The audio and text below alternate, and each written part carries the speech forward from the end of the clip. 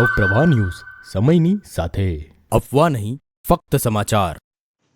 નમસ્કાર, નવપ્રવાહ ગુજરાત ન્યૂઝમાં આપનું હાર્દિક સ્વાગત છે।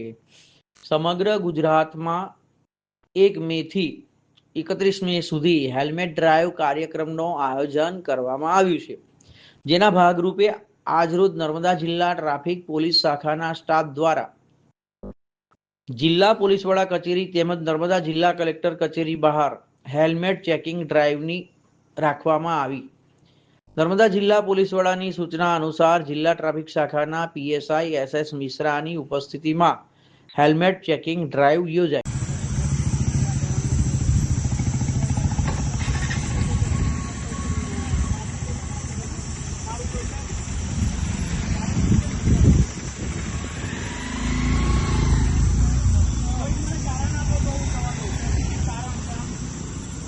મારું માથું છે